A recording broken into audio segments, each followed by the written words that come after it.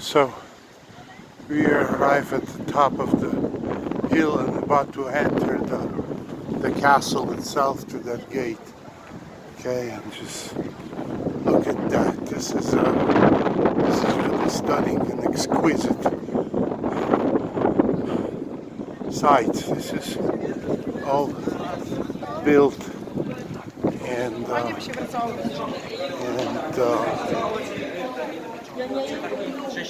established during the times when Poland, once again, not many people know that, was one of the leading European superpowers.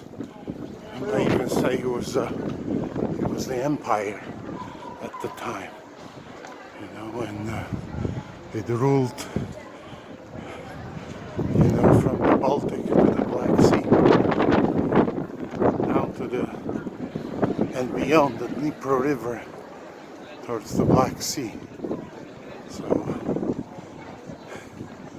it was, you know, it was a rich, prosperous country back then, and so the royals could build residences like that.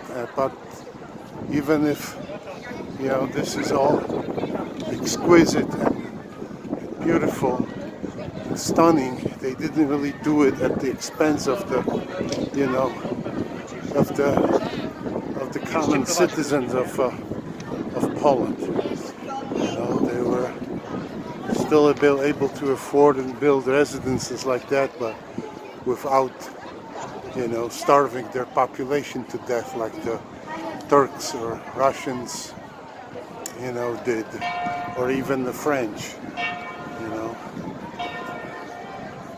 But we are in the center of that castle, of that, you know, royal residence complex, and it's absolutely stunning. I mean, you see the cupola here.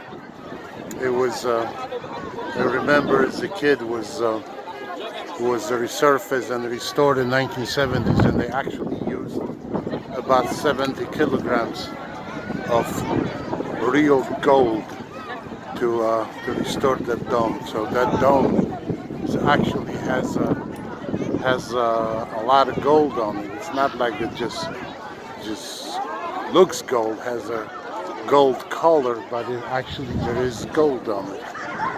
So, you know, and this is the residential area of the Wawel.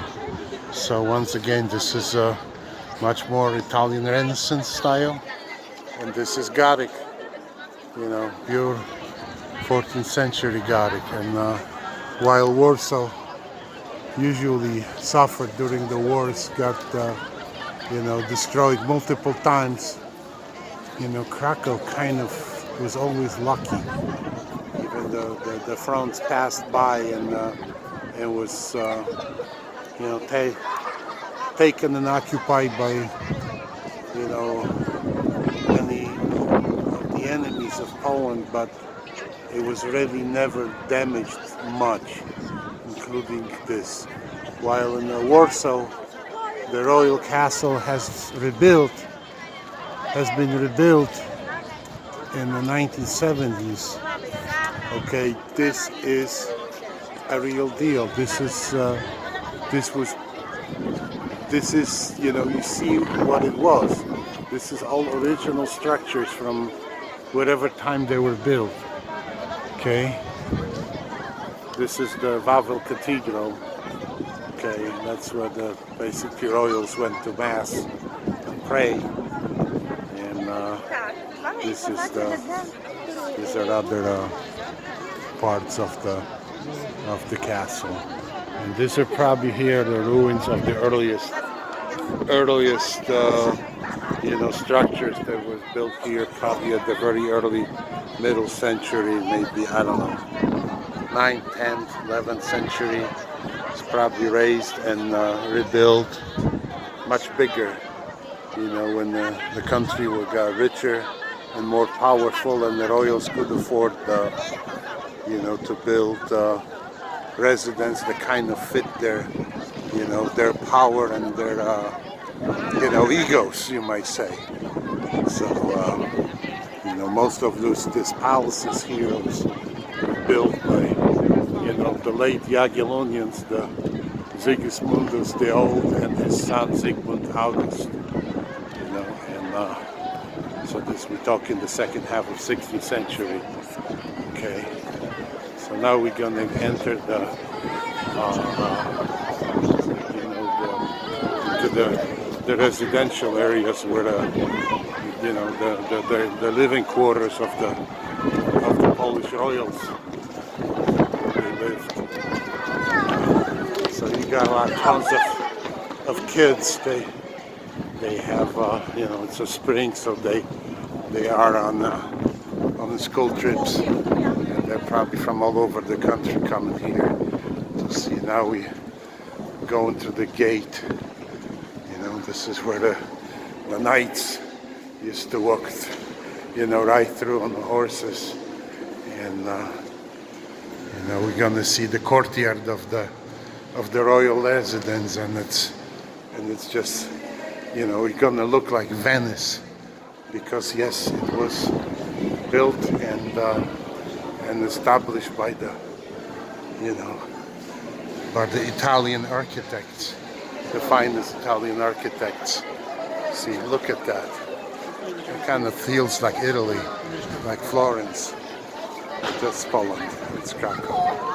So this is the royal residence, and that's the courtyard. Look how beautiful it is. And this is all original structures.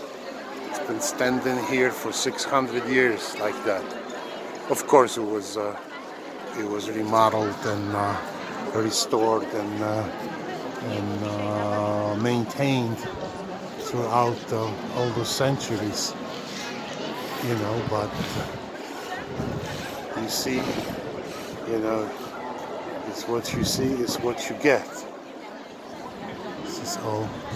And of course there is a museum. You can go and walk through all those, you know, residential areas. It will take hours to do so. It's definitely worth it, but of course I just don't have time for that. So that's the Wawel for you in a nutshell.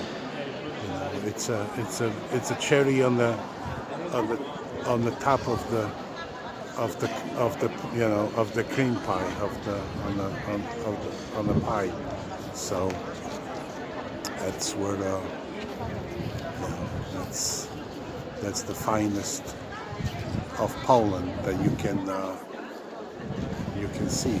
All right, I'm gonna stop right now and maybe show you the view of the city from the, you know, the Wawel Hill. All right, so over and out for now.